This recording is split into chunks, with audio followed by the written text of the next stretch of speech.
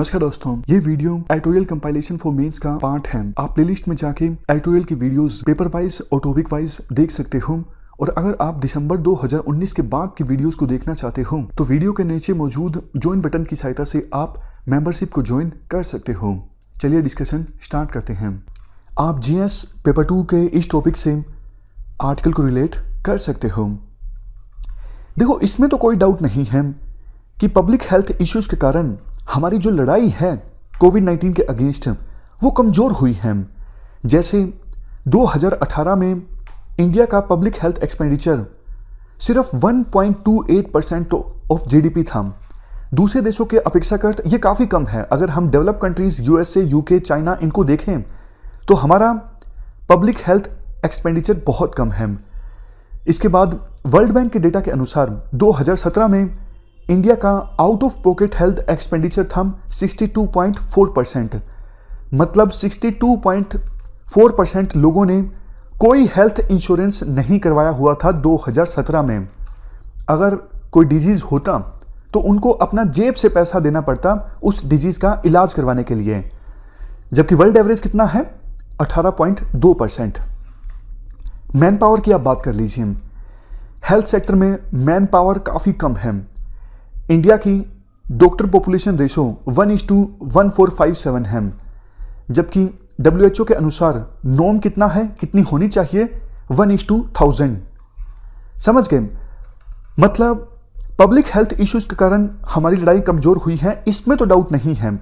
लेकिन देखो, एक और एस्पेक्ट है, अर्बन एरियाज में गवर्नेंस के कारण भी हमारी जो लड़ाई है कोविड-19 के अगेंस्ट वो बहुत कमजोर हुई है। आज के समय में इंडिया में कोविड-19 के टोटल जितने केसेस हैं 16 लाख के आसपास। आधे देखो इंडिया की टॉप मेट्रोपॉलिटन सिटीज़ में हैं, जैसे दिल्ली, मुंबई, कोलकाता, चेन्नई, बेंगलुरु, हैदराबाद। लेकिन ये जो सिटीज़ हैं बहुत सारे चैलेंजेस का सामना कर रही हैं कोविड-19 से लड़ने में। इन सिटीज़ की कैपेबिलिटीज़ जो हैं लिमिटेड हैं, और सबसे बड़ा जो इशू है वो गवर्नेंस का है। मेनली देखो, आर्टिकल में 5 पॉइंट्स पर चर्चा की जाती है। कौन कौन से इश्यूज हमारी मेट्रोपॉलिटन सिटीज़ फेस कर रही हैं गवर्नेंस के मामले में। सबसे पहले अर्बन प्लानिंग, दूसरे नंबर पे म्युनिसिपल कैपेसिटी, तीसरे नंबर पे empowered mayor and councils, next है इंटर एजेंसी कोऑर्डिनेशन, उसके बाद 5वें नंबर पे वार्ड लेवल सिटीजन पार्टिसिपेशन। एक एक करके इन सब की हम बात करते हैं। सबसे पहले तो हम बात करते हैं अर्बन गवर्नेंस की। देखो, 74th कॉन्स्टिट्यूशनल अमेंडमेंट के बाद संविधान में प्रोविजन ये है, हमारे देश के सभी मेट्रोपॉलिटन एरियाज जिनकी पॉपुलेशन 10 लाख से ज़्यादा है वहाँ पर मेट्रोपॉलिटन प्लानिंग कमेटी का गठन किया जाएगा। समझ गए? फिर से बोलता हूँ, हर एक वो सिटी जिसमें पॉपुलेशन 10 लाख से ज़्यादा है वहाँ पे मेट्रोपॉलिटन प्लानिंग कमेटी का गठन किया जाएगा। और ये मेट्रोपॉलिटन प्लानिंग कमेटी इंश्योर करेगी उस सिटी की इंटीग्रेटेड प्लानिंग हो, ड्राफ्ट डेवलपमेंट प्लान्स को प्रिपेयर करना, और कई सारी एंटिटीज़ की जो प्रायोरिटीज़ हैं, जैसे देखो स्टेट गवर्नमेंट की किसी सिटी में अलग प्रायोरिटी है, सेंट्रल गवर्नमेंट की अलग प्रायोरिटी है और म्यूनसिपैलिटी की अलग प्रायोरिटी है। इन सभी गवर्नमेंट्स की प्रायोरिटीज़ के बीच एक सामंजस्य स्थापित करना, यह भी काम होगा मेट्रोपॉलिटन प्लानिंग कमेटी का। अब क्वेश्चन उठता है, क्या ये कमेटीज गठित की गई, और अगर गठित की गई तो इन कमेटीज ने कैसा काम किया। देखो, 74th अमेंडमेंट को आए बहुत साल हो चुके हैं, ऑलमोस्ट 26-27 साल। अभी तक ज़्यादातर ऐसी सिटीज़ जिनमें पॉपुलेशन 10 लाख से ज़्यादा है, ना तो इस प्रकार की कमेटीज गठित की गई हैं, अगर की गई हैं तो नाम के लिए की गई हैं। ये कमेटीज कोई भी काम नहीं कर रही हैं।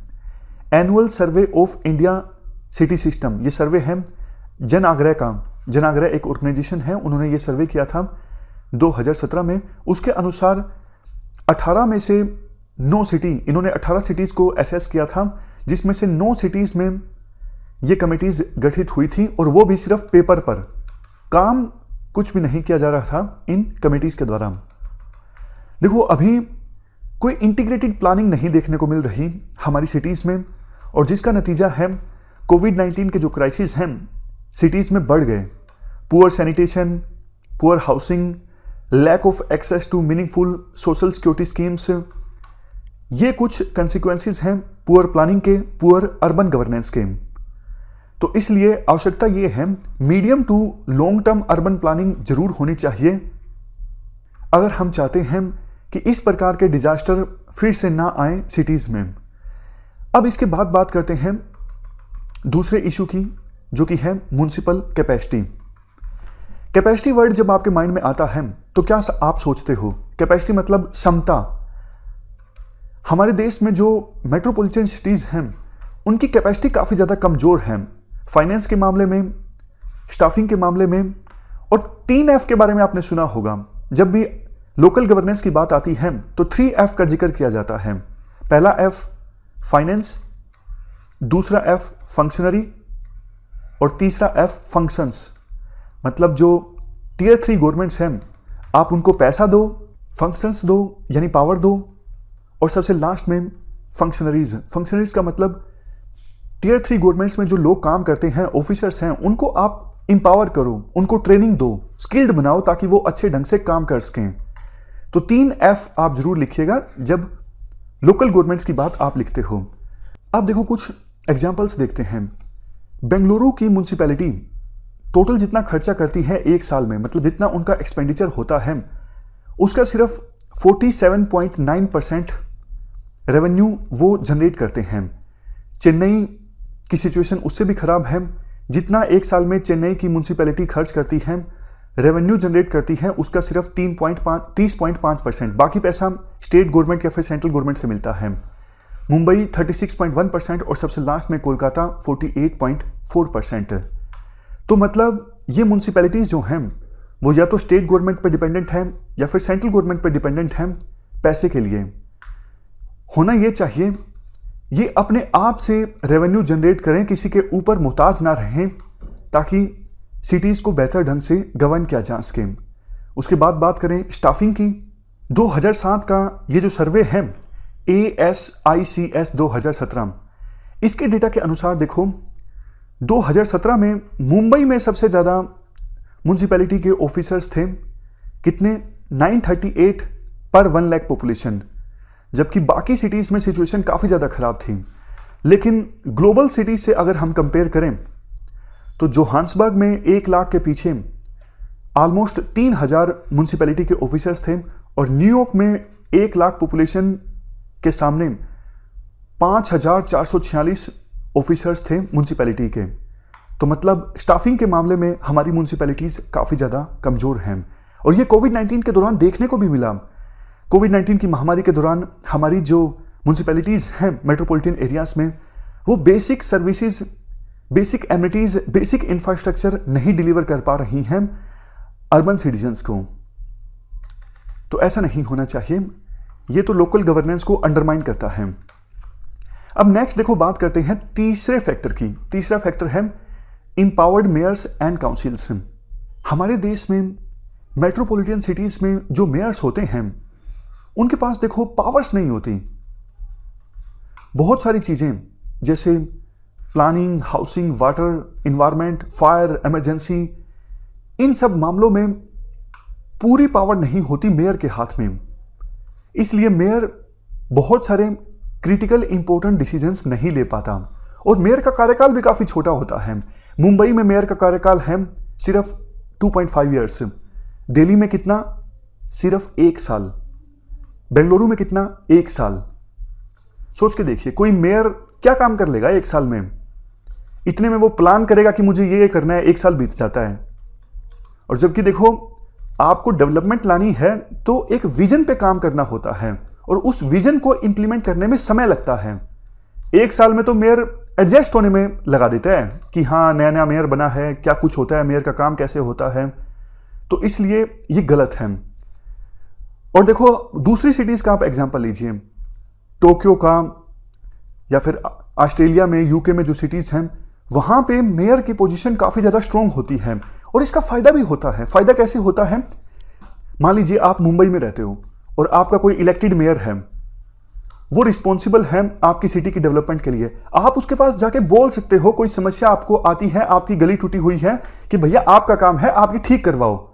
अभी क्या है, एक सिंगल पर्सन की अकाउंटेबिलिटी नहीं है। आप मुंबई में जो उद्धव ठाकरे हैं महाराष्ट्र के सीएम, उनको जाके नहीं बोल सकते ना कि मेरी गली ठीक करवाओ। अगर मेयर सिंगल अकाउंटेबिलिटी वाला पर्सन होगा तो बेहतर ढंग से जो डेवलपमेंट है सिटीज की वो हो सकती है। उसके बाद नेक्स्ट है transparency, accountability and citizen participation. इसको आप लास्ट इशू के रूप में लीजिए। और इससे पहले एक इशू है इंटर एजेंसी कोऑर्डिनेशन। इसको देखो आर्टिकल में ज़्यादा एक्सप्लेन नहीं किया हुआ है, लेकिन काफ़ी बार ये भी एक इशू होता है अर्बन गवर्नेंस में। इस इशू के अनुसार हमारे देश में देखो जो सिटीज़ होती हैं वहाँ पे बहुत सारी एजेंसीज एक साथ काम कर रही होती हैं। कुछ सेंट्रल गवर्नमेंट की एजेंसीज होती हैं, कुछ स्टेट गवर्नमेंट की होती हैं, और उसके बाद ये म्यूनसिपैलिटी भी होती हैं। इतनी सारी एजेंसीज के काम जो है बहुत बार ओवरलैप करते हैं। फिर ज्यूरिडिक्शन को लेकर विवाद हो जाता है, ये हमारी ज्यूरिडिक्शन है, ये आपकी ज्यूरिडिक्शन है। तो इंटर एजेंसी कोऑर्डिनेशन के अभाव में बहुत सारी दिक्कतें आती हैं, डेवलपमेंट में ब्यूरोक्रेटिक हर्डल्स पैदा हो जाते हैं, इंप्लीमेंटेशन में बहुत सारी प्रॉब्लम्स आती हैं। तो ये सब आएगा इस इशू में। और लास्ट इशू क्या है, वार्ड लेवल सिटीजन पार्टिसिपेशन। देखो कायदे से जो ये मेट्रोपॉलिटन सिटीज हैं यहाँ पर वार्ड कमेटीज फंक्शनल होनी चाहिए, एरिया की सभाज होनी चाहिए, जहाँ पे सिटीजन्स जो हैं गवर्नेंस रिलेटेड इश्यूज में पार्टिसिपेट करें। बट आप बताइए क्या प्रैक्टिकली ऐसा होता है? नहीं होता है। तो सिटीजन्स को एनकरेज करने की आवश्यकता है और म्यूनसिपैलिटीज़ को भी आवश्यकता है कि आप इस प्रकार की कमेटीज बनाइए ताकि सिटीजन्स की जो भागीदारिता है गवर्नेंस में उसे सुनिश्चित किया जा सके। अब आप एग्जाम्पल लीजिए, कोविड-19 की महामारी के दौरान अगर सिटीजन्स पार्टिसिपेशन हम सुनिश्चित करते हैं तो कितना फायदा होगा।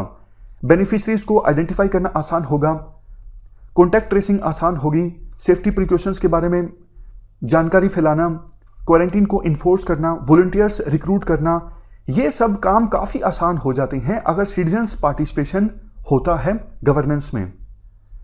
उसके बाद ट्रांसपेरेंसी, अकाउंटेबिलिटी, इसी के अंदर आता है म्यूनसिपैलिटीज़ का जो कामकाज है उसमें ट्रांसपेरेंसी होनी चाहिए, अकाउंटेबिलिटी होनी चाहिए।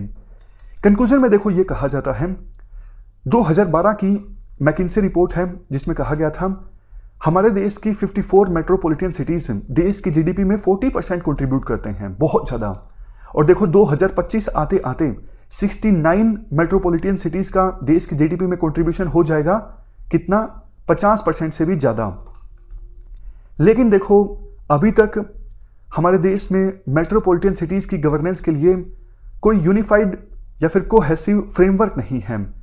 तो पहला स्टेप सरकार को ये लेना होगा, मेयर्स को एम्पावर किया जाए, 5 साल का उनका कार्यकाल हो, डिसेंट्रलाइज्ड वार्ड लेवल पे गवर्नेंस हो, इंटर एजेंसी कोऑर्डिनेशन हो, ये सब चीज़ें हों। देखो कोविड-19 सिर्फ एक झलक है। अगर हमने समय रहते हमारी सिटीज़ की गवर्नेंस पे ध्यान नहीं दिया तो आगे और काफ़ी सारे थ्रेट्स का सामना करना पड़ सकता है, जैसे क्लाइमेट चेंज, नेचुरल डिजास्टर्स। इसलिए समय अभी है, सेंट्रल गवर्नमेंट, स्टेट गवर्नमेंट सब मिलकर काम करें और मेट्रोपॉलिटन गवर्नेंस को मजबूत बनाया जाए। इस डिस्कशन में फिलहाल इतना ही है। Thank you very much for discussion.